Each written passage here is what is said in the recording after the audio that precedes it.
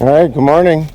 It's another Sunday on Branching Out, and we're going to do some peach leaf curl treatment, and we're going to get up there and show you what I do. And I swear by this because ever since I've been doing it, I've never had any problems with peach leaf curl. Here's our little star. There's Barney, come up to see me this morning. And the chickies are awake. It's a nice little farm day. It's supposed to be sunnier, but it is quite warm right now. It's like +7 or something. So we're gonna get out there, do some peach leaf curl treatment. Okay, so we're here. I got my my spray with copper sulphate. There's half a teaspoon in this entire bottle, which is a little more than a liter. I never like to go to the maximums, you know, try to thin it out a little bit. But anyways, I got my drop cloth here too. Now this is important. You really need a drop cloth, because if you don't, you're going to be spraying a lot of this overspray down onto the root system of this tree, which kind of survives on different types of fungus and or mycelial.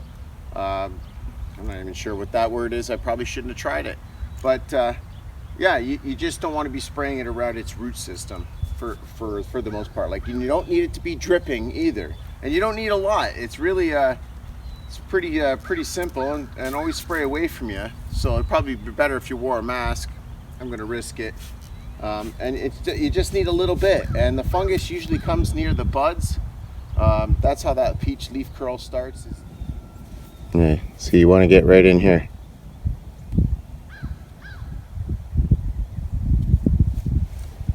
It kind of goes right into that tiny little bud right there, and yeah, so you just want to spray it gently, just give it a little misting, and that's it. And if you do this twice a year, you'll have no problems with peach leaf curl. Maybe a little bit, but you know, a little's okay. It's just that when it starts to take over the tree, it'll really affect that tree until they're at least strong enough to fend it off themselves. So I'm going to finish spraying up here, kind of give the trunk a little bit too, but yeah, that's pretty much it. We're going to do that. We're going to get around. This is my favorite nectarine tree. She grows really well, and we're going to grab a few more peach trees and a few more nectarines, and we're going to go up to the front and do them as well. And I'm going to give you a little update on the apple seeds that I put in a couple of weeks ago, and what's going on there. So yeah, remember, it's half a teaspoon to 1 liter of water. These bottles are just a little bit more than a liter, because the liter's only up to about there. So yeah, I swear by it. I think everybody should do it. It's organic as well. I mean, it's considered organic. Like I said, that's why I use as little as possible. But yeah, let's get around and I'll show you a few of the other trees.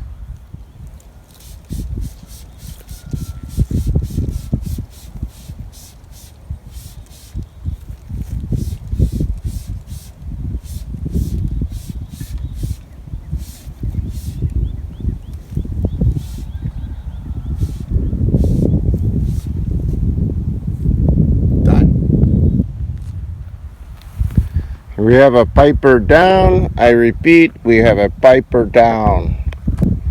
I think this is one of my pear. That really bums me out. But it was totally eaten, most likely by a vole. Now, I was going to do a video on this, but this is why I don't use straw around new trees and or wood chips, because it creates a home for the voles to find a place to live. So they start digging in, and then they have a food source. So whatever it is, they ate it and it's gone. No use crying about it. Just moving on with the rest of the peach leaf curl. And while I'm going, I'm kind of just trimming off anything I see that is dead and dying. And I'm going to show you right now what I just did to my grapes. So basically, I just cut everything that wasn't going to be a lead. So this is the main, it's my main trunk. I'm sure this is not the best way to prune a grape tree or a grape vine, But again, I just I used any of the branches that I'm going to use to stretch out along. You can see each one's kind of has its own little section here, and then I have them winding it around because I do want it to kind of turn into like a structure, hopefully. But that's what we're going to do. We're going to keep those ones alive, and then anything that grows off it. So I did trim back a lot of the dead stuff that was off it and along the edges, and in the spring when they start to sprout, we'll see what it looks like then too, because I always do updates, so stay tuned. I don't know how much you can see of that, to be honest with you, but I just clipped the top of that off because the rabbit was eating it. So a rabbit took 2 of my chestnuts here. Doesn't mean that they're dead yet. They might come back. It might come back. I don't know. Got some nodes on it still. So it just depends on how much damage they do to it. So this one and this one over here. Also I clipped it off the top because, you know, they just left gnaw marks. Sorry, there it is. Gnaw marks. I just trimmed it, and hope it sprouts, some water sprouts at least, or something, and hope it comes back. That's why I got a whole bunch of chestnuts in the fridge. You got to grow a lot when you're out here doing this kind of work. If you're just doing it in your backyard, it's probably a lot easier to control some of the animals that may damage your trees and or bushes. But yeah, it's pretty much the nature of the beast. I lost that pear tree down there to probably a vole. And it just kind of sucks, and you got to roll with the punches and get out there and get another tree for a cheap price, or grow your own. And again, I'm going to show you that update on those apple seedlings, and then we'll see you next week. But everything's coming along. It's going to be budding soon. I'm excited. Spring is coming. Alright, as I said, I would give you a little update on these apple trees. Oh, I've got another one here that just kind of sprouted up, which is good. That's nice. I like to see that.